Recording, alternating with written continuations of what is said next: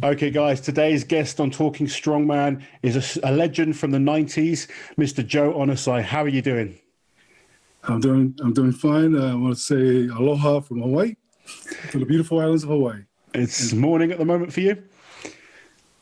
Excuse me? It's the morning right now for you guys over Yeah, there. yeah, It's cold 10, and wet. 10 a.m. my time. It's cold and wet in the UK right now. Evening here. It's 8 p.m. in the evening, and it's been a bit miserable the last few days. But I'd love to be able to come over to Hawaii one day and enjoy the beautiful place that it is. So, Joe, I obviously for myself, big fan of Strongman in the 80s and 90s growing up. People like yourself, Gary Taylor, Magnus Ver Magnusson, people that you've competed against. I'm sure you've got some good stories with those guys, but you really inspired a lot of the newer guys that are doing Strongman today, particularly maybe, my generation. I want you to take me back to what got you into, or take me back to what fascinated you about just fitness and sport, because you had a full career before you even got into Strongman as an American football player, didn't you? Yes, I did. Like a lot of American young football players here in America, we aspire to play in the professional leagues, and as a child, that was my dream.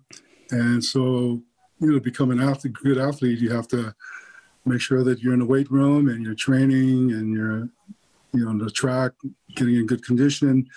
And so I was able to, really do well in high school. Then from high school, I went to University of Hawaii. And then from University of Hawaii, I was drafted by the Dallas Cowboys in the National Football League. And so I had a career-ending injury that left me paralyzed and took me 2 years to recover from it. Wow. And so, I think the story here in Hawaii is that they thought it was a miracle story that I was paralyzed. I recovered from it. And then 5 years later, I'm competing in strength sports. And then 2 years after that, I get invited to the World's Strongest Man competition. And so I was so honored when I got that call. That's an incredible story. I mean, take me back to the injury. What happened?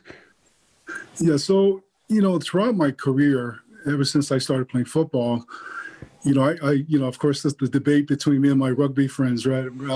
Footballers, you got helmet, shoulder pads, your protection, and I love rugby as well. But sometimes rugby players don't realize that when you put on the helmet, and it also becomes a weapon, And so many times during my time, we could use our head. So we would use our head first and slide to our shoulder.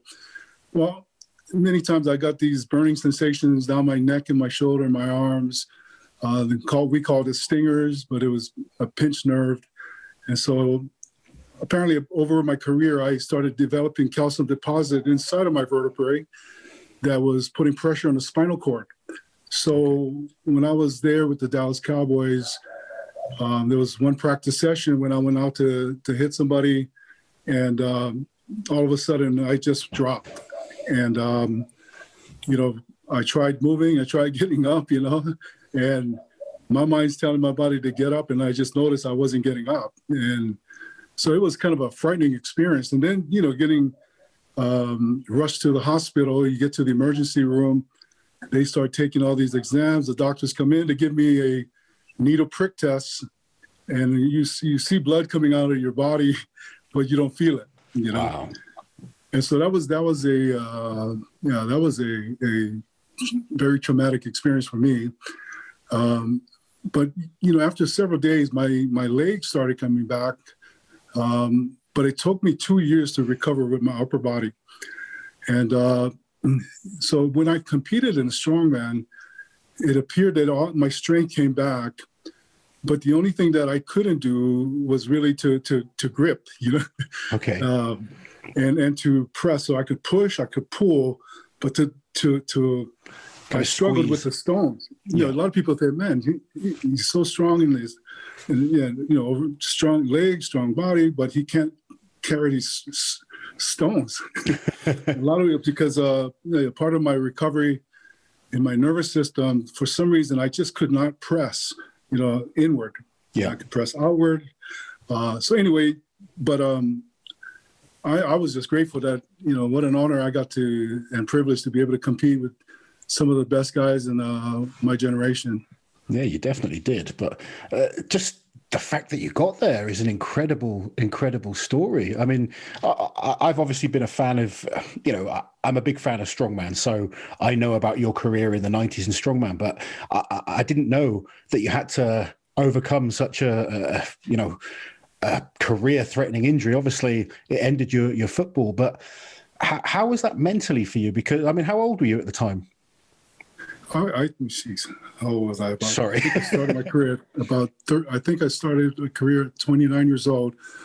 That was my first strongman competition in South Africa. And, so the injuries then, you were 26, something? No, yeah. When I got injured, I was 21 years old. Oh, 21. Yeah. So it took me a period of time to recover. And, my whole goal was actually to get back into the National Football League and make a comeback. After 3 years of training and getting ready for the comeback, the doctors, checked me again. And they said, Joe, that calcium deposit buildup, we're concerned about that. And as a result of that, everything is about insurance, right? They didn't want their insurance. They said, Joe, you get injured. I mean, it's just a risk. They didn't want to take the risk on me. So they told me, hey, your football career is done, And that's where I started getting, because I started recovering, I had a friend who was into powerlifting. His name is Tony Lealto, and he competed in IPF powerlifting and did really well. So I started training with him because he was like a childhood friend. And, before I know it, I entered a couple competitions, and then I started doing well. And then all of a sudden I get a call from Douglas Edmonds. And Dougie called me, and he said, hey, we looked at your profile. We think you're an interesting guy. We think you do well. And so I didn't know anything about strongman. I just remember watching Bill Kazmaier and all the guys that generations before us. But I never kept in touch. I just knew powerlifting. And then so when I got into strongman, there was no strongman in Hawaii. So to try to get people interested in training strongman style was pretty difficult. But yeah, that's how I got introduced to the word strongman, was through Dougie Edmonds. It's so interesting talking to some of the guys from that generation of how they got into the sport, because this day and age, I'm not going to say it's easier because there's so much great talent, but there's like a direct road to get there if you put the work in and you're good enough.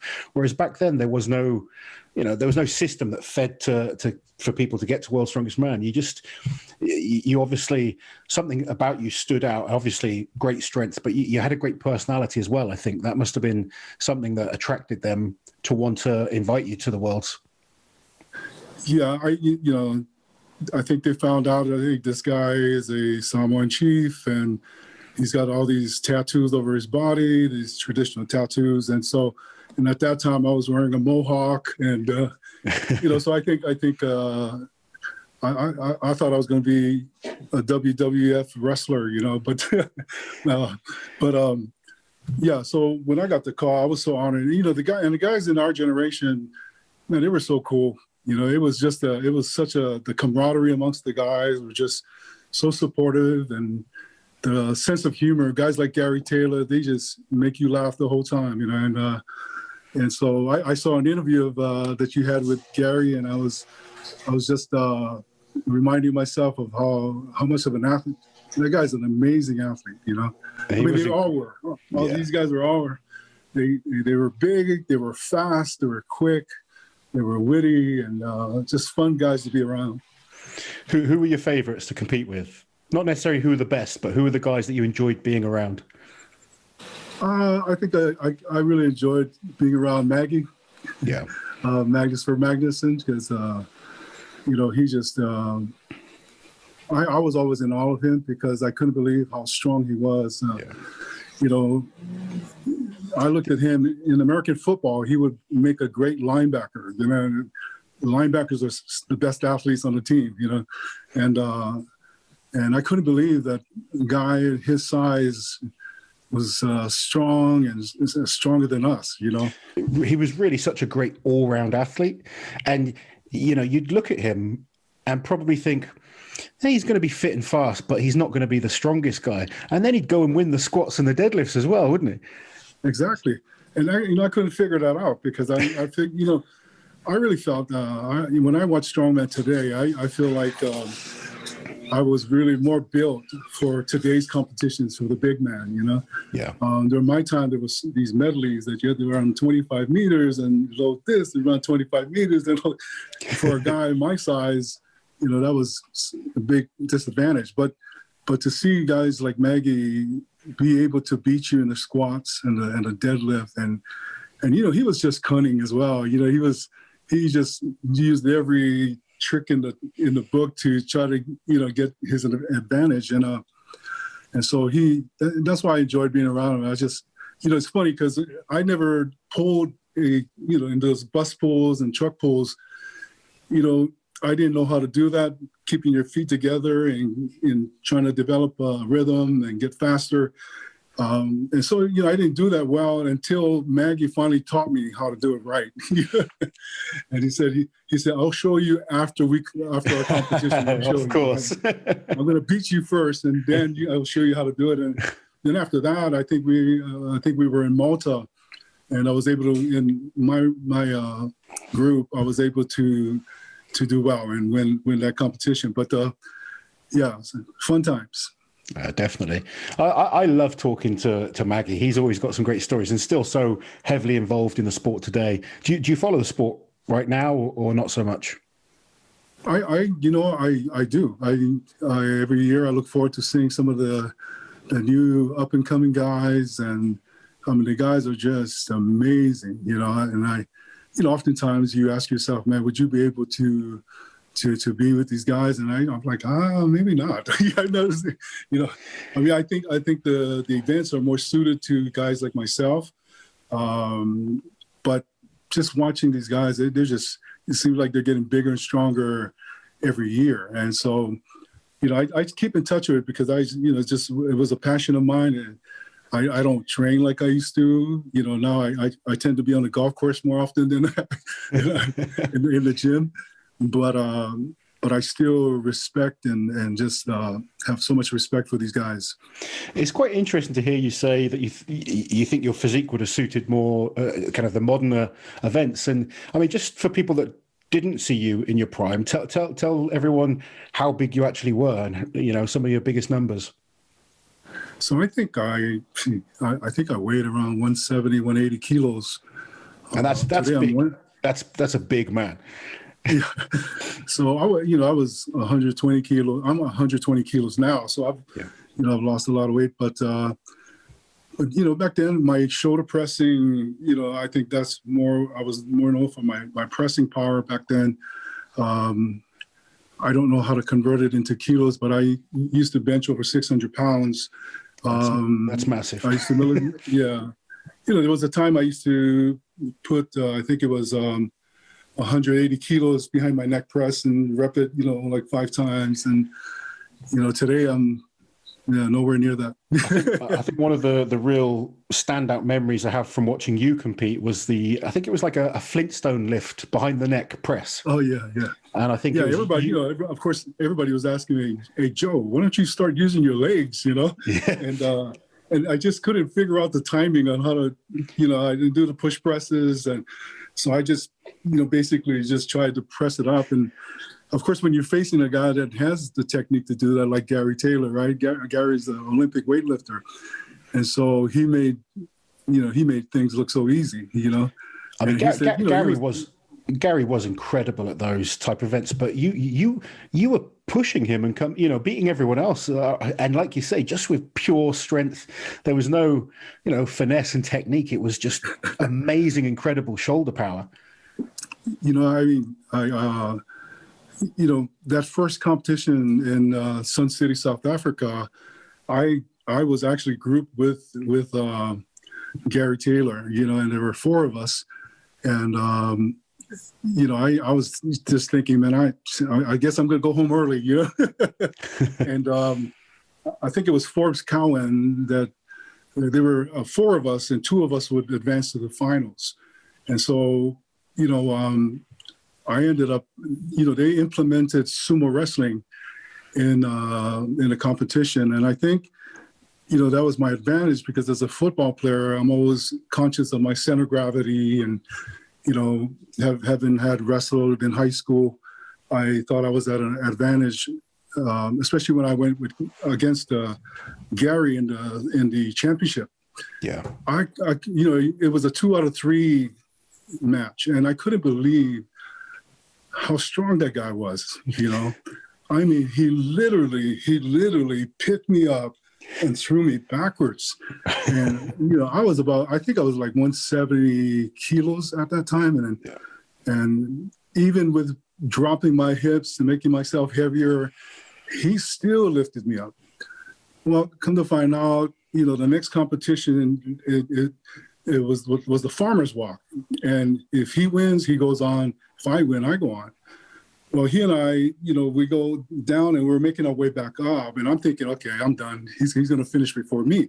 He ended up dropping the implements, right? I couldn't believe it. He dropped it. And I went just maybe 2 meters past him and dropped mine. And I just thought, oh, man, I think I'm done. And then they tell me, congratulations, Joe, you advanced to the finals. You just beat the world champion, wow, Gary Taylor. And to come to find out, Gary actually tore his abdomen, because trying to lift me. And I guess he injured himself to that, So he injured himself on the previous event, did he? Yeah, during the sumo event. Yeah. And so by the time we got to the farmer's walk, he was already in pain. Mm-hmm. Now, he didn't say all that. I didn't find that out until a year later, But then I realized then, because I didn't think, again, I never trained strongman. So when I went into that competition, I went in there raw. Dougie's faxed me the events, and I didn't even know what a farmer's walk was, and so when I got there, so just being able to advance was, man, I tell you, I didn't realize how big deal that was until years later when I realized how much of a legend Gary Taylor. It's huge. I mean, just to make the final the first time you ever compete at Worlds is massive. But I mean, for those that don't know, Joe competed at World's Strongest Man, I think 4 times, was it? Yeah. And you made the final on 2 occasions. Two occasions, yeah. That's pretty good. 50% record into the finals. That's pretty awesome. And like you say, against some incredible opposition, because the guys like Gary, Magnus, they were training the strongman events. They were really, they didn't leave any stone unturned, if you like. Did you ever get to the point in your career where you had equipment to train on, or was it always just gym training for you? It was maybe halfway through, because I think I competed for like 7 or 8 years. And towards the end of my career, we had a guy here, Old Hogan. I know, yeah. I was like a brother to me, and so he's a great guy. So he was managing all these 24-hour fitness centers here. And so he got into strongman. And so when he got into strongman, he had the resources to get all these equipment built. And so by the time I was heading out and started to actually prepare for strongman, then the interest here grew. And then Old Hogan was a big part of that, of really having some competitions, local competitions, and building all the implements. And so, yeah.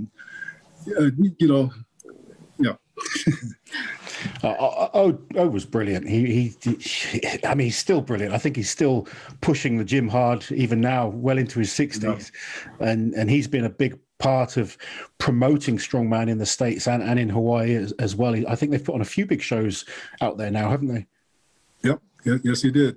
Yeah. And so, he's a legend in Hawaii. Everybody loves him. We consider him to be Hawaiian. not Norwegian.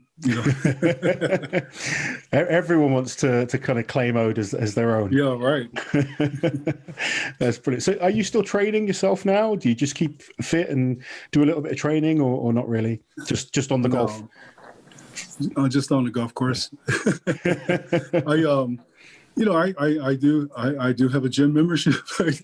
When I do show up, I often, I'm mainly trying to work on the machines and just keep my tone, and it just seems like, my body's addicted to weight training. So it's like I have to keep it up, for the rest of my life. Because then if I don't, then my joints start aching and, so I always tell people old age sucks, aging. So I go in the gym and, you go to the gym and you see all these young guys just throwing on the big plates, squatting and making noise. And I'm like, man, these guys need to chill, man, But that was you back in the day with lifting the huge weights. No, exactly. It's really interesting. I wanted to pick up on the point you said about you think you would have suited the kind of heavier contests. And I think that's a really interesting point. I've had this conversation with Jeff Capes, actually, because it's so easy for us, like as newer athletes, to look back and, older athletes to look forward and compare. But the sport was very different at times. When you look at it's gone through cycles, I think, of different types of events. And I think one thing that makes strongman so interesting is the variety in events. You can have, a farmer's walk, but it can be super heavy for a short distance, or it can be really light for a long distance and just all about speed. So it is quite interesting comparing athletes of different generations, and I like to do it. But because Bill Kazmaier is a great example. He was such a powerful, strong man. It would have been interesting to see how people of different generations would have compared against each other. You probably would have benefited more from like the Arnold type events that were a little bit less about speed and more just about that pure strength. Yeah, exactly. And that's what I tell myself, when I see some of these competitions, and I obviously, measure our generation to this generation. And I definitely think I would have fit in better in the Arnold Classic type of competitions. I tend to think Maggie was good friends with Doug Edmonds, so he kept it really light and fast. If Maggie's listening to this, that's right. You heard it from me, man. I'm sure he'll enjoy watching. He's a cool guy. He is. He's still heavily involved in the sport now. So, I know he got his knee replacement, and he's still going at it, and it's obviously still in his blood, and inspiring, Yeah. Well, you're a very inspiring person. I think, I want to talk to you about what you're doing now, because you're a pastor, aren't you? Yeah. So I'm a pastor of our church here called Destiny Christian Church, and so I've been in ministry for probably over 25 years. But I have my own church here near Pearl Harbor that many people remember. Yeah, so I really enjoy what I do because I get to help people, and That's brilliant. It's so good to see that, like the transition through your career from probably, it must have been very, very difficult when you got that that injury back at 21 years old, future ahead of you. For a lot of people, they'll give up there and then, and it can mentally be very, very, very tough. But it shows that you don't know where life's going to take you, and you got to keep fighting. You got to keep pushing forwards. And you went on, had a great strongman career, and have been able to inspire so many people. It's an amazing story, really. I appreciate that. It's if anybody was to tell me that I was going to be a pastor in my life, I would probably have choked them to death. I must admit, when I found out after watching you compete at the World's Strongest Man and things like that, it wasn't the image I had. When you're there, kind of screaming and shouting, and but it's amazing. And essentially, I do a lot of traveling. I minister all over the world. And a lot of my invitations to preach in different countries is because they cannot believe that this guy was a strongman competitor, and ranked one of the strongest men in the world at one point, and yet he is a preacher. So I think it definitely stirs people's interest. Says, man, I got to hear this story, because this guy, I would never picture, you got strongman, God-man. Yeah, it's just that you don't put it together, right? I really hope people watching will go back and watch you in some of your competitions. There's clips and stuff online, because you're a fierce competitor, and it's so cool seeing that you can be so laid back and calm, and have that calming nature, but still when it's competition time, you can switch it on and light that fire. I like that. I think that's yeah. I think I'm a warrior at heart. A lot of my great friends are soldiers of our military here and have been through wars, and I'm drawn to that. I've always been drawn to the Vikings and I love history. I love reading about wars and origins of countries, and so that's just part of my nature. I love to fight. I've been an athlete. I love to compete. And so, but I think, it was during the time when I injured myself that I began to ask this question, and because I was so discouraged. I was so down and out.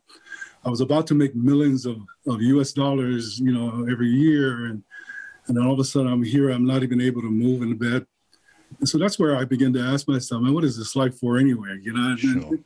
So then there I began to discover my relationship with God. And so that's when I said, I said, man, if I come out of this situation, I'm just going to give the rest of my years to serving God. And I'm not a perfect guy. I don't think any of us are. The biggest things one of the biggest things I've had to learn how to attain that fierceness in you, and but I got a wife that keeps me in check, so she's listening to me right now. So that's why.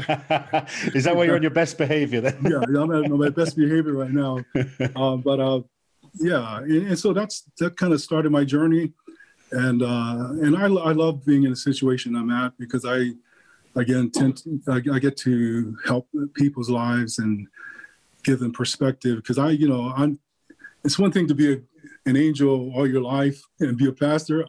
That's not me, and so,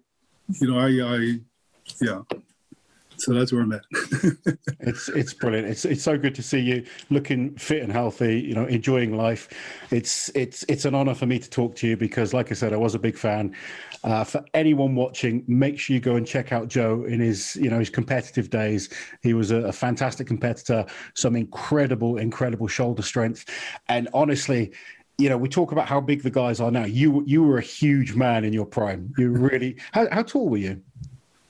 I'm 6'3", 6'3", yeah. 6'3", about 400 pounds at your biggest? Yeah.